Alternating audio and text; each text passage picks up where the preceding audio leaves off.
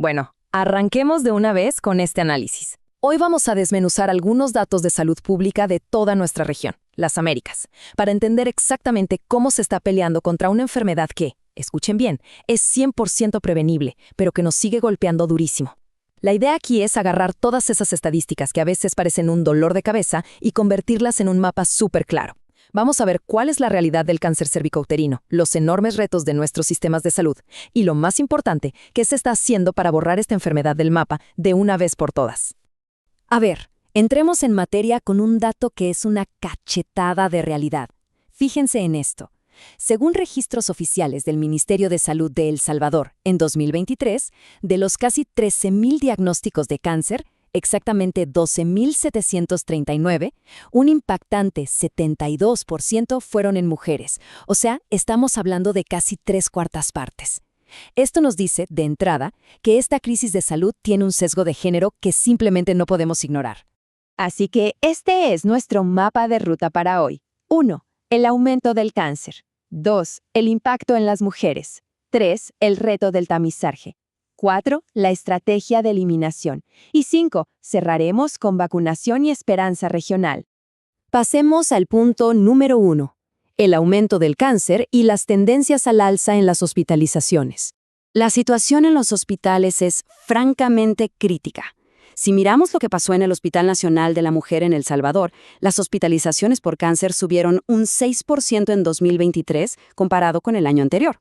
Hasta ahí suena manejable, ¿verdad?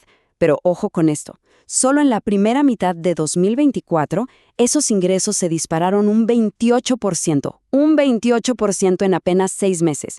Con esta verdadera avalancha de casos, tener a la mano medicamentos, tecnología, equipos de radiación y cirugías a tiempo se vuelve, literalmente, una cuestión de vida o muerte. Es la delgada línea que define si una persona sobrevive o no.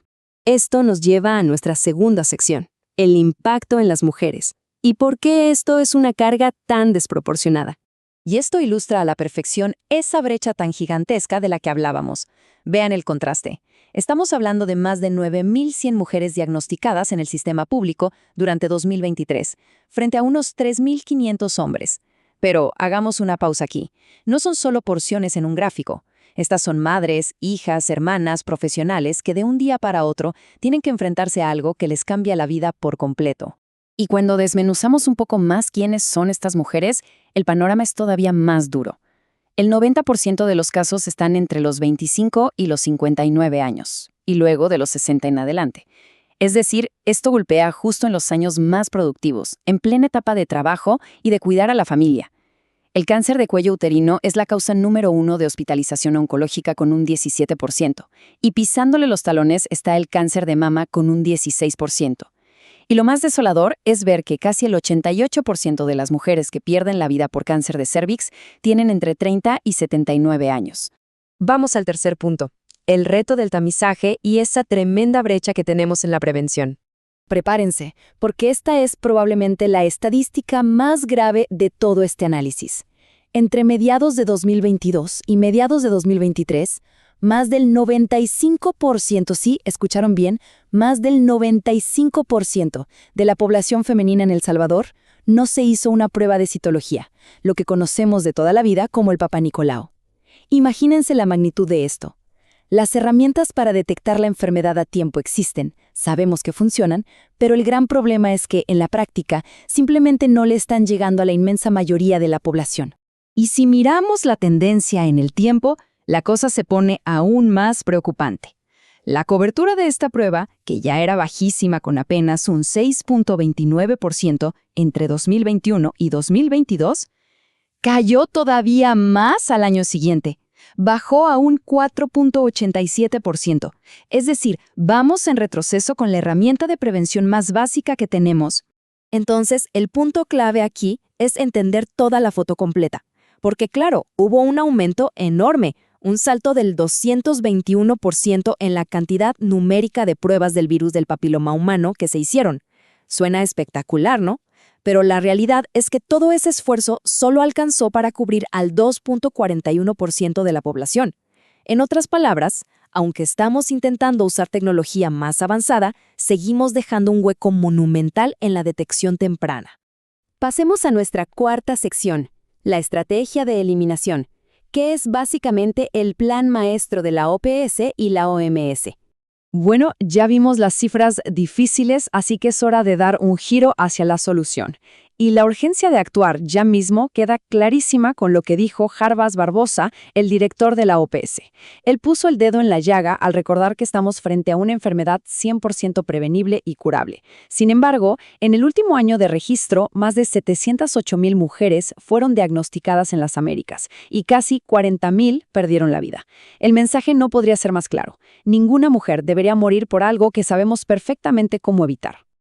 Para pasar de esa frustración a la acción, la Organización Mundial de la Salud armó este famosísimo plan maestro conocido como las metas 90-70-90 para el año 2030. Y la verdad es que es una estrategia estructural brillante porque ataca el problema por todos los frentes. Fíjense, el primer 90 es prevención, o sea, lograr que el 90% de las niñas estén vacunadas contra el VPH antes de cumplir los 15 años. Luego viene el 70, que es detección.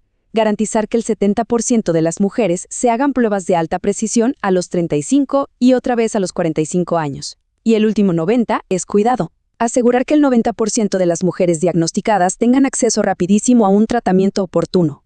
Pero claro, cuando ponemos la realidad actual frente a esa meta de la OMS, nos damos cuenta del tremendo tamaño del reto.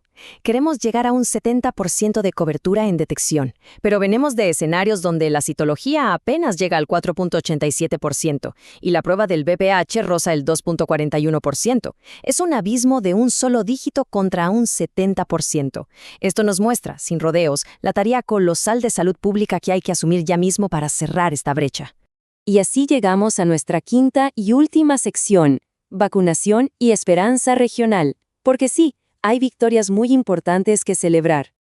Ahora, lo verdaderamente interesante de esta diapositiva es que a pesar de lo difícil del panorama, ya estamos viendo resultados increíbles. Hay países que están cerrando esa brecha a toda velocidad gracias a las vacunas. Miren el caso de El Salvador. En apenas un año, lograron un salto espectacular del 73% en la vacunación de niñas de 9 años contra el VPH. Pasaron de vacunar a un poco más de 8,000 niñas a proteger a más de 30,000. Es un triunfo gigante y un paso súper firme hacia esa primera meta del 90%. Y si nos vamos a un nivel más macro, lo que está haciendo Brasil es un modelo de éxito integral fascinante. Ellos ya alcanzaron una cobertura de vacunación del 82% en niñas y, ojo con esto, un 67% en niños. Así es, están incluyendo a los niños para promover la equidad de género en la salud.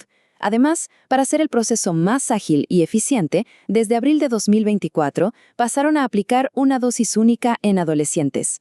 Pero la verdadera joya de la corona es que desarrollaron su propia prueba molecular de ADN del VPH, 100% tecnología nacional. Adiós a tanta dependencia extranjera, bajan los costos y se facilita muchísimo llevar las pruebas a cada rincón de su territorio. Eso sí, aunque celebremos, tenemos que mantener los pies en la tierra y ver la foto completa. Las vacunas son una herramienta de prevención primaria absolutamente fantástica, pero, lamentablemente, no curan a quien ya tiene una infección preexistente. Así que la inversión de los gobiernos no puede quedarse solo en jeringas. Tienen que invertir en fortalecer todo el sistema. Necesitamos que las pruebas de tamizaje sean continuas y, sobre todo, que los tratamientos contra el cáncer sigan siendo oportunos, accesibles y gratuitos para las personas que ya están enfrentando la enfermedad. Entonces, después de hacer todo este recorrido, desde las estadísticas más duras y la falta de pruebas, hasta esos avances tan esperanzadores en vacunación y el tremendo plan 90-70-90, nos queda una pregunta flotando en el aire, con la ciencia a nuestro favor y un plan de acción clarísimo sobre la mesa. ¿Lograrán nuestras naciones de las Américas unir fuerzas y hacer las inversiones estructurales necesarias para convertirse en la primera región de todo el planeta en eliminar por completo el cáncer cervicouterino? Es una meta gigante, sin duda, pero como vimos hoy, definitivamente no es imposible. Queda en la cancha de las políticas públicas convertir esta esperanza en una realidad.